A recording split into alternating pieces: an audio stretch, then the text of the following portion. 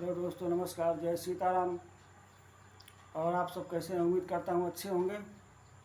मैं आ गया हूँ फिर एक नई कहानी लेकर, और इस कहानी का शीर्षक आप लोगों ने पढ़ लिया होगा टाइटल में, ऐसे हुई प्यार की जीत। एक सामाजिक कहानी है।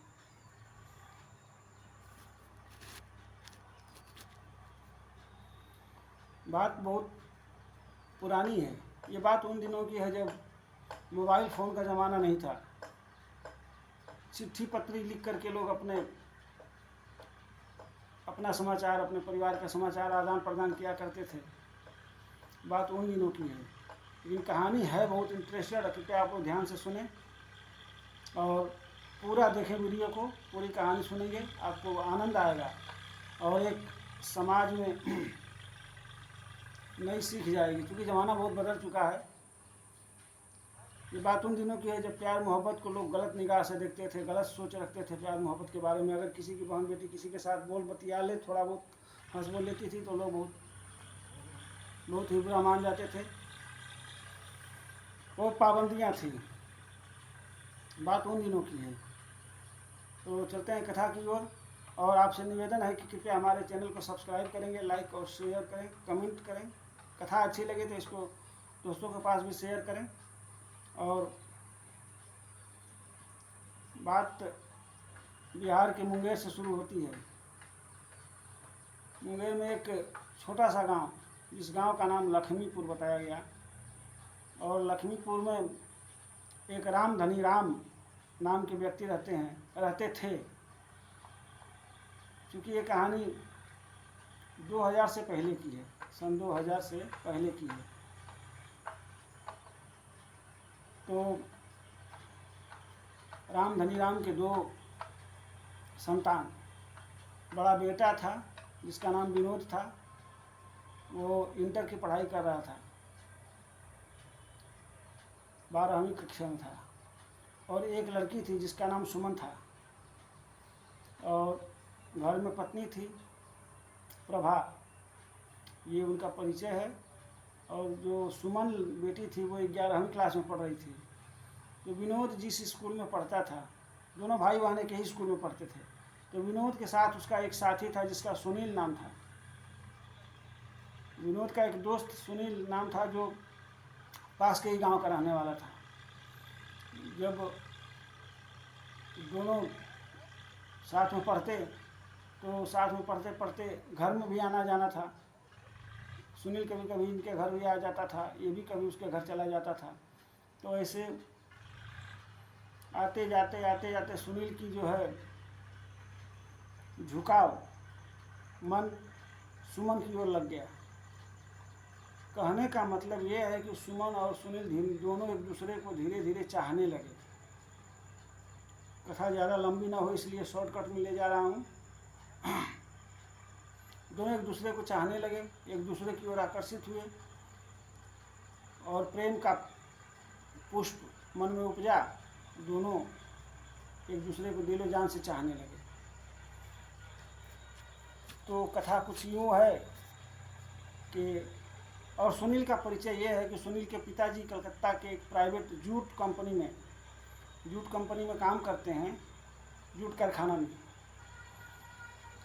तो आना जाना हो गया, दोनों में काफ़ी प्रेम। अब ऐसा स्थिति दोनों का सुनील और सुमन की हो गई कि दोनों एक दूसरे के बगैर रहना दोनों के लिए असंभव सा हो गया।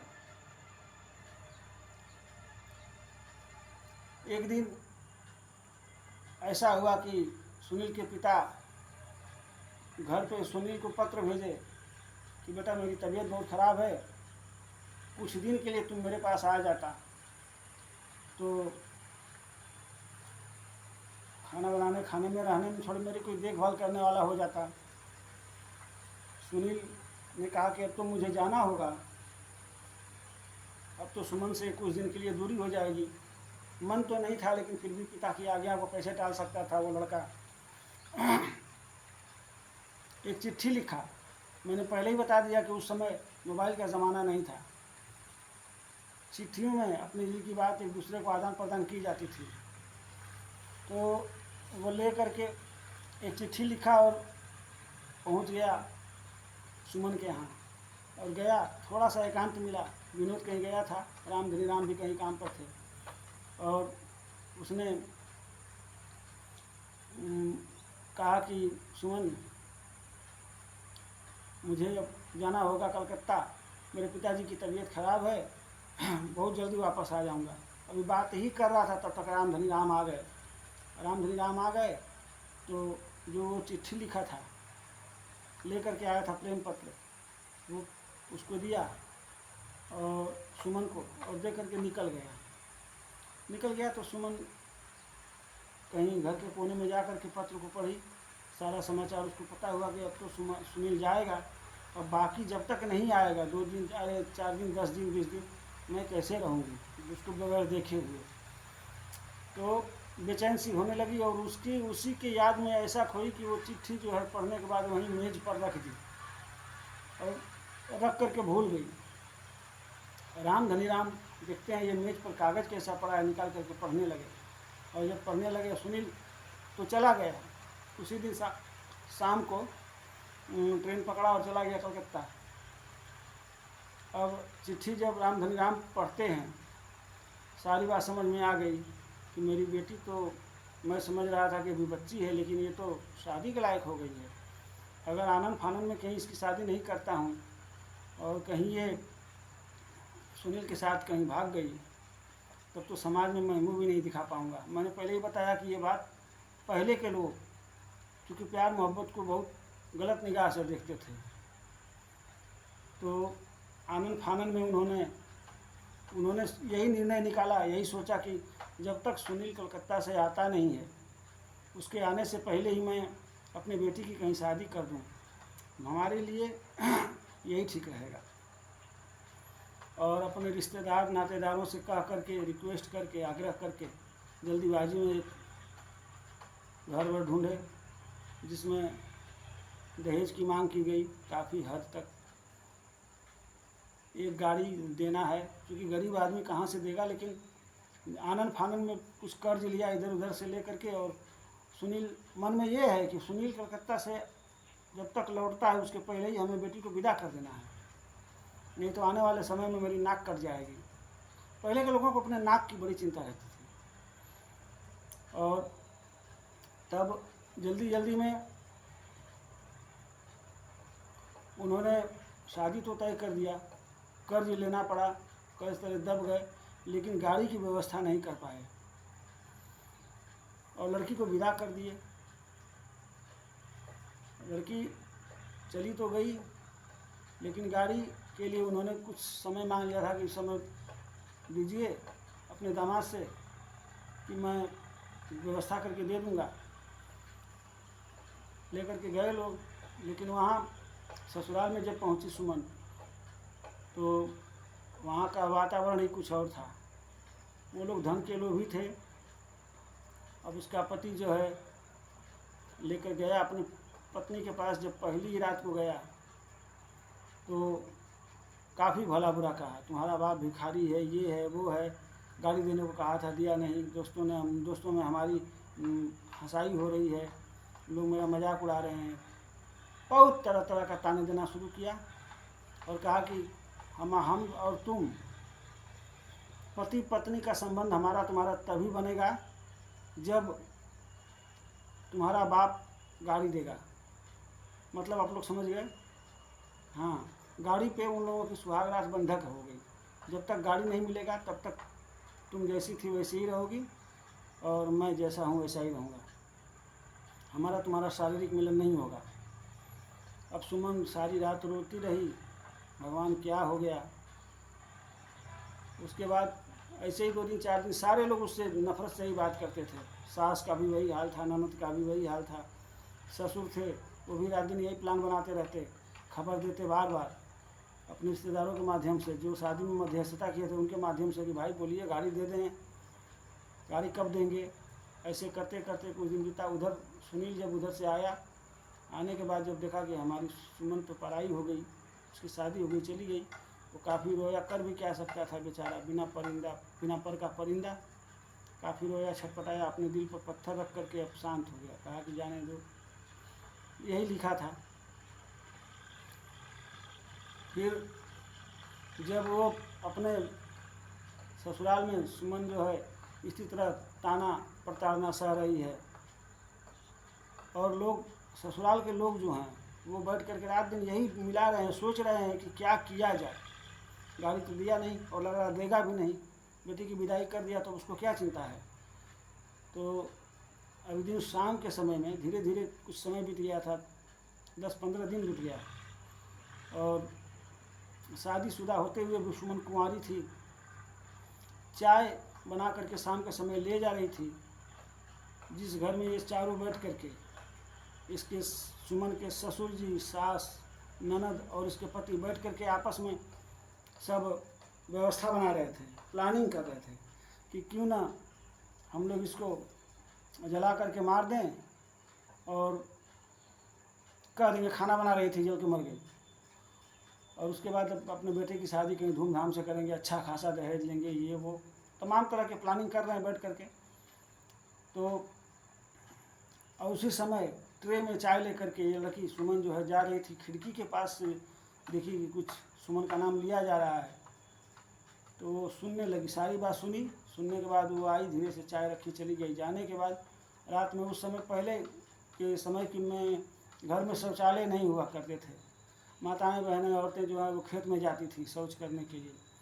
तो रात को वो निकली शौच के बहाने, एक चिट्ठी लिखी, एक छोटे से लड़के को पकड़ी और उसको निवेदन करके कही कि भैया ये किसी तरह से जो है ये सुनील के पास पहुंचा दो। वो लड़का चिट्ठी लेकर के गया, सुनील को दिया। सुनील पढ़ा, पढ़ने के बाद कहा कि अरे ये तो बहुत दुखद बात हो गई हमारे सुमन के साथ, इतना दुख सह रही है। फिर उसने जल्दी जल्दी में चिट्ठी लिखा कि तुम किसी तरह से स्टेशन पर, बगल में गांव के पास में एक स्टेशन पड़ता है लखीसराय, तुम वहाँ आ जाओ, फिर हम कुछ करते हैं। वो कागज़ ले जा करके और इस लड़की को दिया। और सुमन जब वो पत्र को देखती है, एक जीने के लिए राह, नई राह मिल गई सुमन को। सोचा चलो देखते हैं भगवान आगे क्या लिखे हैं। और इस तरह घर में आई। आने के बाद जब सारे लोग सो गए खाना पीना खा करके, तो सुमन जो है अपना जो उसके तन पे वस्त्र था और कुछ गहने थे वही लेकर के रात में सारे लोगों को सोने के बाद निकल गई लखीसराय स्टेशन पर। वहाँ सुनील पहले से ही इंतज़ार कर रहा था। सुनील और सुमन वहाँ से ट्रेन पकड़ते हैं कलकत्ता के लिए और निकल जाते हैं। सुनील सुमन को ले करके और कलकत्ता अपने पिताजी के पास गया। जा कर के सारी बात बताया कि पिताजी मैं आपके पास आया था, उसी समय इसके पिताजी, सुमन के पिताजी ने आनंद फानन में इसकी शादी कहीं और कर दी, और वहाँ दहेज के लिए लोग इसे मारना चाहते थे। जो पत्र लिखी थी वो पत्र प्रूफ में प्रमाण के तौर पे दिखाया। और सुनील के पिता ने देखा, कहा कि अरे ये तो बहुत बुरा हो गया इस लड़की के साथ, और समाज के लोग कब प्रेम को महत्व देंगे, कब तक अपनी नाक बचाने के चक्कर में अपने औलाद को बलि चढ़ाते रहेंगे। फिर अब इधर सुनील जो है सुमन को लेकर के वहाँ चला गया कलकत्ता में, और इधर जो है जो सुमन के ससुराल वाले थे वो लोग सुबह होते ही पहुँच गए राम धनी राम के पास, यानी सुमन के पिता के पास, और कहने लगे कि तुम्हारी बेटी हमारे घर से गहना जेवर पैसा कौड़ी सब ले करके फरार हो गई, तुम्हारी लड़की चरित्रहीन है, ये है वो है। तो बीच में कभी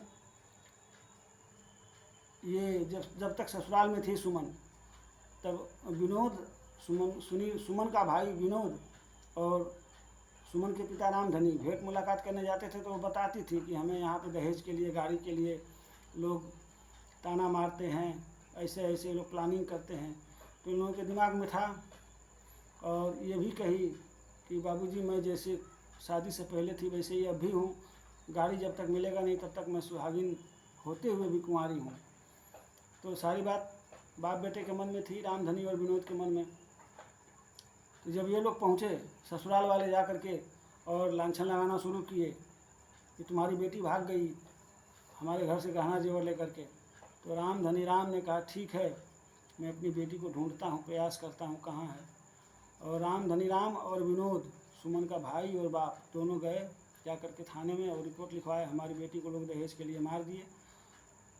बेटी के पास हम लोग मिलने जाते थे तो बेटी ऐसे ऐसे बता रही थी सुमन। रिपोर्ट लिखा गया तो पुलिस अपनी कार्रवाई अपने तरीके से करी। उधर सुनील सुमन को जो है ले करके अपने पिता सहित आए गांव में, और इधर जो गांव में आए सुमन के घर पे, तो सुमन के घर पे रोना पीटना मचा हुआ है।